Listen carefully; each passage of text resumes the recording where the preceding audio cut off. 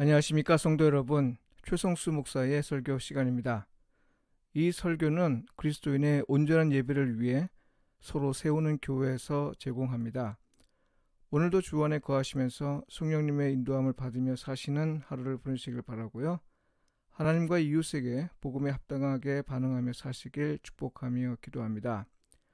오늘 설교 본문은 시편 82편입니다.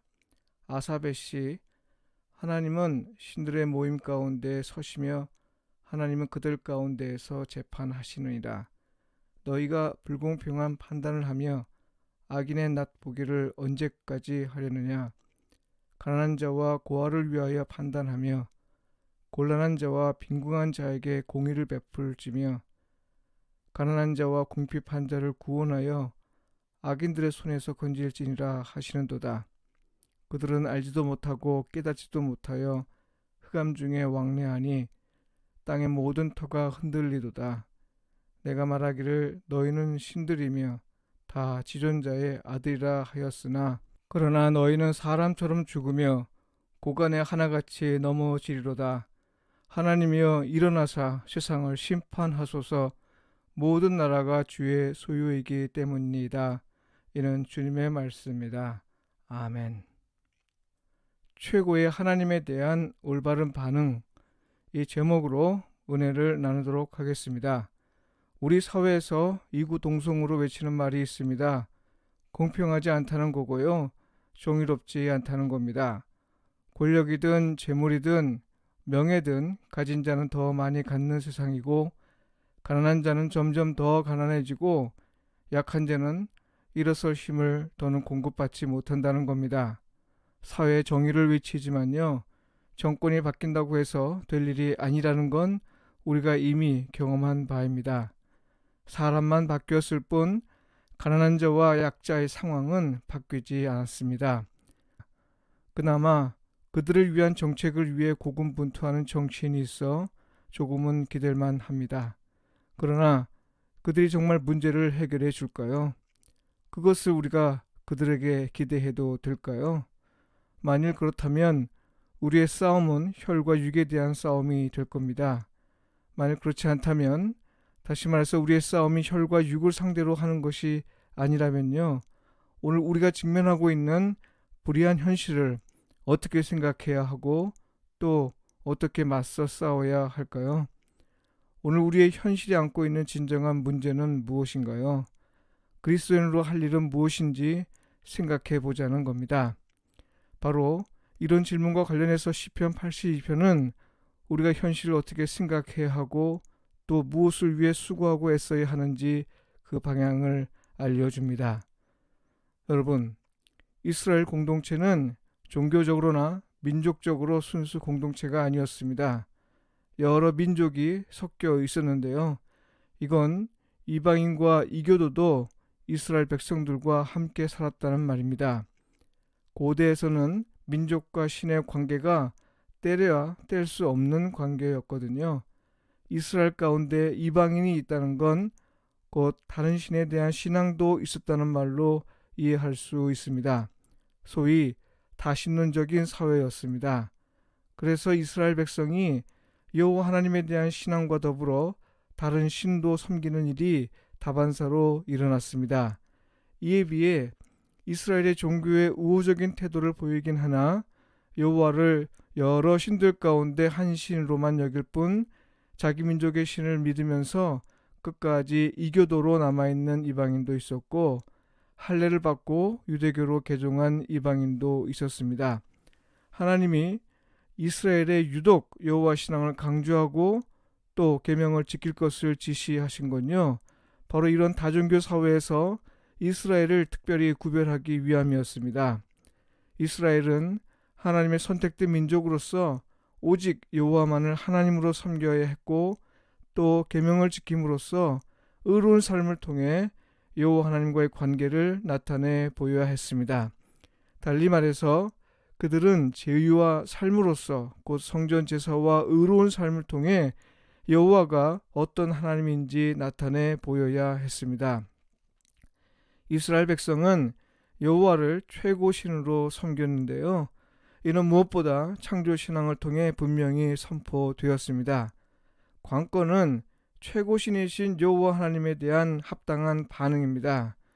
왜냐하면 아무리 최고신이라 해도 만일 그의 합당한 반응이 없다면 다른 신들 가운데 한 신에 불과할 수밖에 없기 때문입니다. 우상 숭배의 결과가 사회에 얼마나 해악을 끼치는지는 그 삶을 통해 드러난다는 것이 성경의 관점입니다. 달리 말해서 일상의 삶에서 나타나는 결과는요, 여호와 하나님을 참 하나님으로 섬기고 있는지 그렇지 않은지를 나타내는 시금석으로 생각할 수 있다는 겁니다. 의로운 삶은 여호와 하나님 신앙의 진정성을 보여주고요, 불의한 삶은 여호와 하나님 신앙의 거짓 곧 우상 숭배를 폭로합니다. 오늘 본문은 일상의 삶에서 불의를 최고신이신 여호와 하나님이 무시되는 상황으로 보고 참담한 심정으로 쓴 시입니다. 시인은 불공평한 판단이 시행되고 있는 현실을 경험하고 있습니다. 악인들은 특히 사회적 약자들을 상대로 공의로운 재판을 실천하지 않았습니다. 고대 사회에서 재판관은 왕이며 신을 가리키는데요, 절대적인 권력을 행사했습니다. 악인들을 가리켜 시인은 이렇게 말합니다. 그들은 알지도 못하고 깨닫지도 못하여 흑암 중에 왕래하니 땅의 모든 터가 흔들리도다. 네, 하나님의 위임을 받은 자로서 공의로운 재판을 했어야 마땅하지만 그들은 불공평한 재판을 했습니다. 그러면서도 자기가 무엇을 행하고 있는지 알지도 깨닫지도 못했다는 겁니다. 자기 소견에 옳은 대로 판단했다고 하지만 실은 어둠 가운데 다니는 것이며 그들이 터전으로 삼는 것들은 확고하지 않다는 거죠. 이와 관련해서 시인은 하나님의 말씀을 선포합니다. 내가 말하기를 너희는 신들이며 다 지존자의 아들들이라 하였으나 그러나 너희는 사람처럼 죽으며 고관에 하나같이 넘어지리로다. 무슨 말이에요? 너희가 신들이라 말씀하시고 또 지극히 높은 자의 아들들이라 말씀하신 건요, 그들의 생각과 말을 인용한 겁니다. 고대 사회에서 재판관은 왕이 행하는 일이며 또한 신의 일로 알려져 있었거든요. 재판은 곧 통치를 의미했습니다. 그들은 악을 행하면서도 자기들이 신이고 또 신의 아들들으니 도대체 누가 판단하겠느냐 이렇게 생각하고 말했다는 거죠. 그러나 하나님은 말씀하십니다. 너희는 사람처럼 죽고 고관에 하나처럼 넘어지는 존재라고 말이죠. 피조물에 불과하다는 것이고요, 여호와 하나님보다 저급한 위치에 있는 존재에 불과하다는 겁니다. 하늘과 땅을 만드시고 사람을 지으시고 세상을 다스리시는 영원하신 여호와 하나님과 비교할 때 상대가 되지 못한다는 말이죠. 이에 시인은 기도합니다. 하나님이여 일어나사 세상을 심판하소서. 모든 나라가 주의 소유이기 때문입니다. 무슨 말이에요? 비록 악인들이 자기 소견에 옳은 대로 판단하면서 하나님의 말씀으로부터 세상을 멀어지게 했으나 그들의 불공평한 재판으로 인해 가난한 자와 고아와 곤란한 자와 공공한 자들이 고통을 받고 있는 현실을 돌아보시고 하나님이 직접 세상을 다스리시고 돌봐 달라는 겁니다. 시인은 지금 불의한 사회에 머물면서 하나님 나라의 오심을 사모하며 갈망하고 있습니다. 사회적 약자들이 고통받는 현실을 외면하지 않은 것이고요, 이런 결과를 가져온 통치자들을 향한 비판을 숨기지 않은 겁니다. 게다가 시인은 비판으로만 멈추지 않고 하나님이 직접 나라를 다스리시길 기대하며 기도하고 있습니다. 성도 여러분, 우리의 삶, 나의 삶에서 불의를 보십니까? 그것은 무엇을 의미합니까? 혹시 우리 안에 은밀히 스며든 우상에 반응하며 산 결과가 아닐까요? 이런 불의로 가득한 현실에서 우리는 무엇을 기도해야 할까요?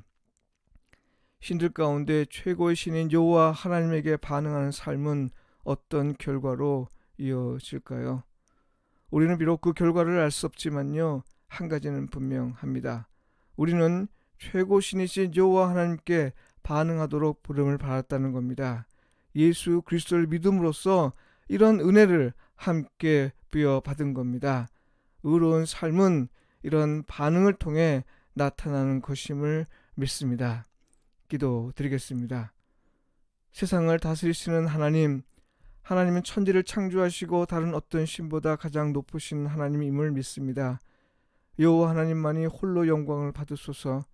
우리로 하나님의 영광에 합당한 반응을 하며 살게 하시어 우리 삶에서 불의한 일이 일어나지 않게 하소서. 예수님의 이름으로 기도합니다. 아멘.